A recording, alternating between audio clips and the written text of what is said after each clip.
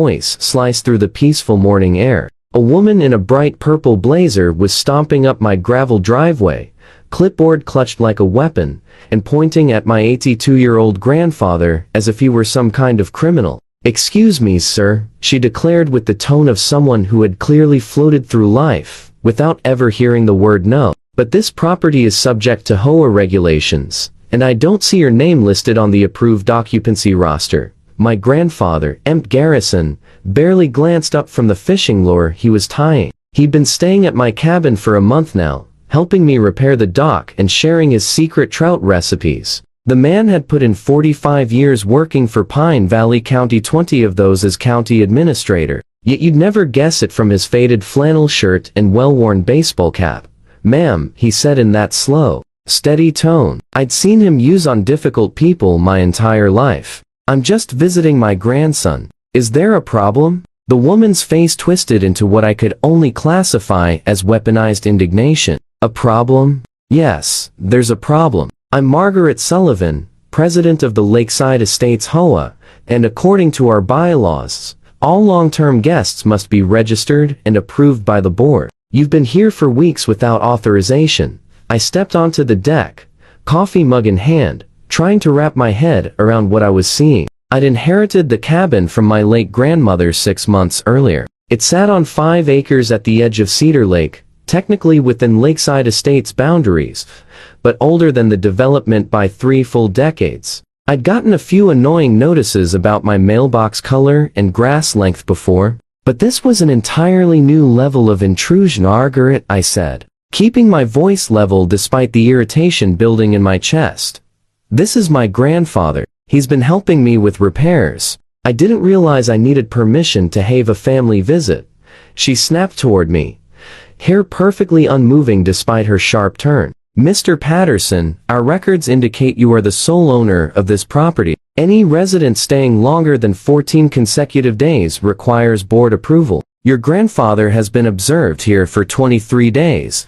"Observed?" Grandpa chuckled, placing his fishing gear aside. "You've been watching my cabin visits?" Margaret puffed her chest out proudly. "The HOA maintains strict oversight to preserve property values and community standards. We have documented evidence of unauthorized occupancy, including photographs of this gentleman engaging in various activities without proper permits." She flipped through her clipboard with the precision of someone who had rehearsed this showdown. "Fishing without a community lake permit, operating power tools during quiet hours, and most concerning, hosting what appears to be weekly poker games on Tuesday evenings with other unregistered individuals."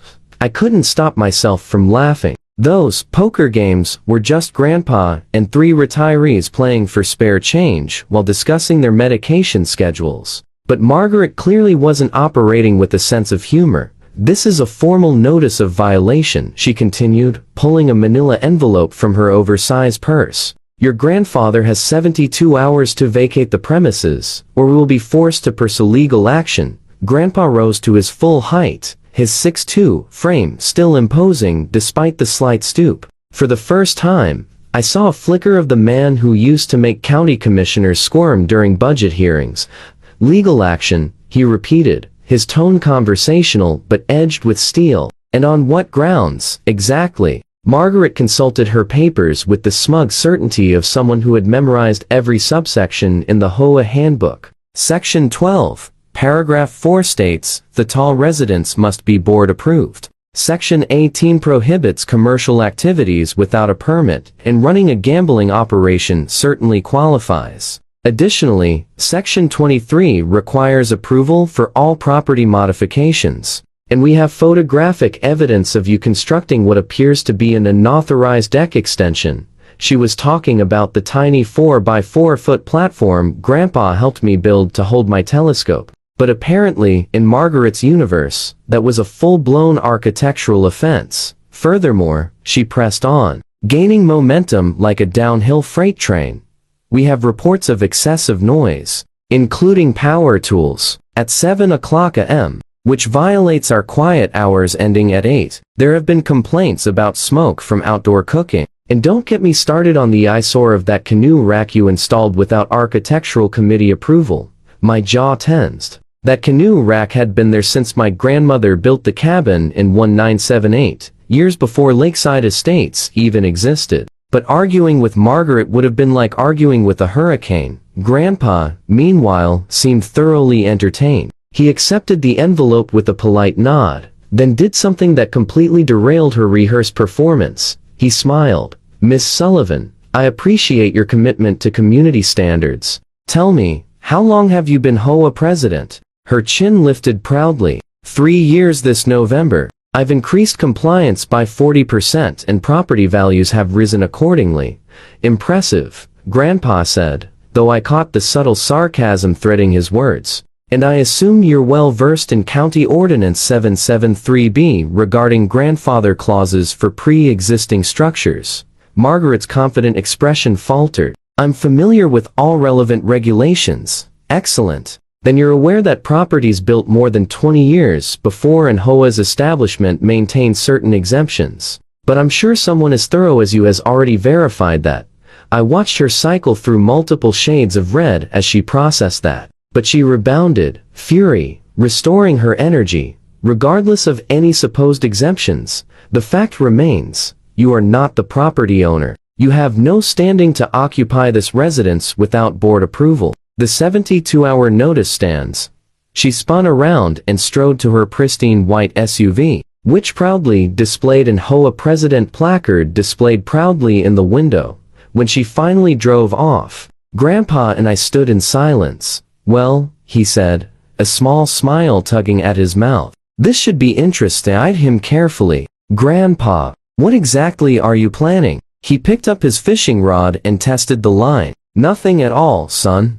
But I think Margaret Sullivan is about to learn why it's important to know exactly who you're trying to evict." The next morning, I woke to find Grandpa already dressed in his best suit, the one he used to wear to county meetings. He was seated at the kitchen table, laptop open, legal documents spread out, scribbling notes on a yellow pad.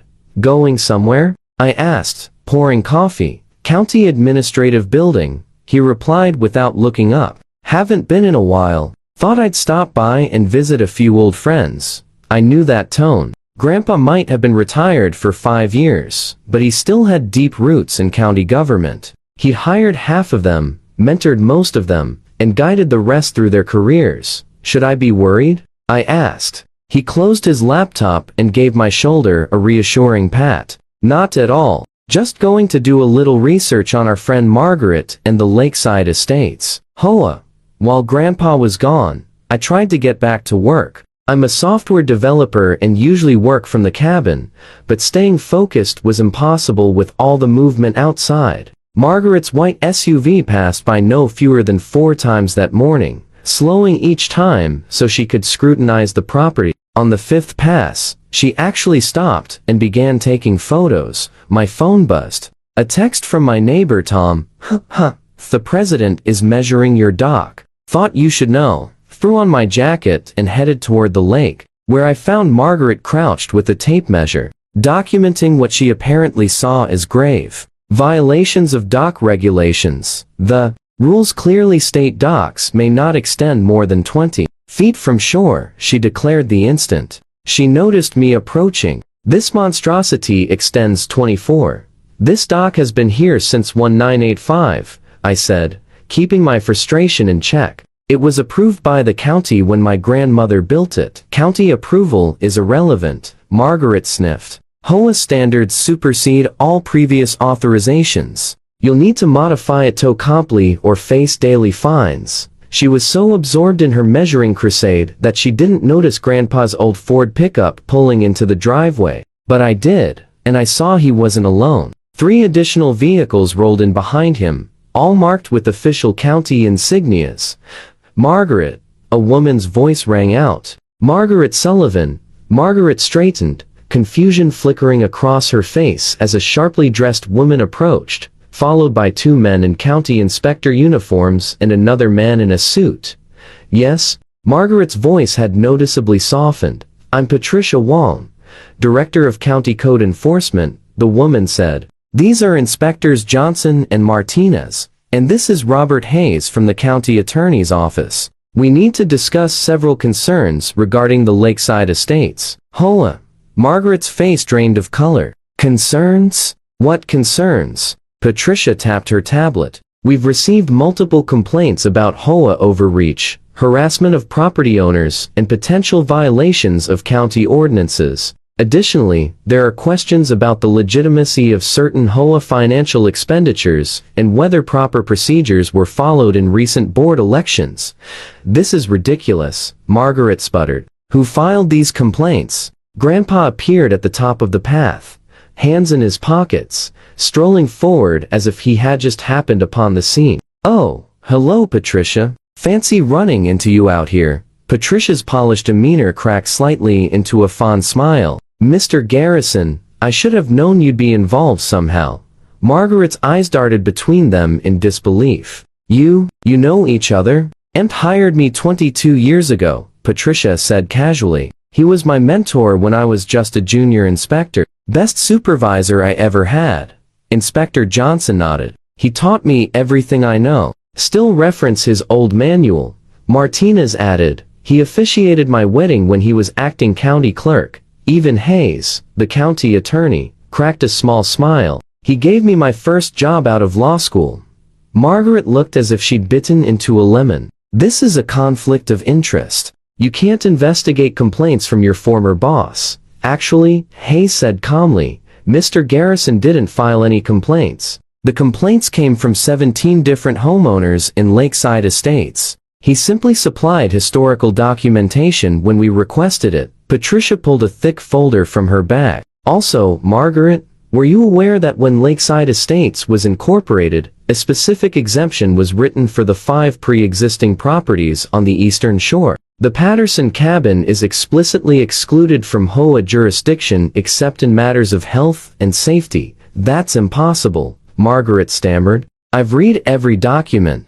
Apparently not, Patricia replied. The exemption is filed with the county, not the HOA. It's public record. Any competent HOA president would have checked county archives before enforcing regulations on exempt properties. Grandpa stepped in, his voice gentle but edged with gravitas. More troubling is what I found when I reviewed the HOA's financial records, also public. Margaret, would you like to explain the $40,000 beautification fund spent primarily on personal landscaping for board members? Margaret's complexion turned from ghost white to blazing red. Those were approved expenditures for community enhancement. A koi pond in your backyard counts as community enhancement? Inspector Johnson asked, checking his notes. Or the professional outdoor kitchen at the vice president's home? The county attorney stepped forward. Miss Sullivan, we'll need you to come with us to the county office to discuss these financial irregularities. We'll also be holding a special meeting of HOA homeowners to address governance issues.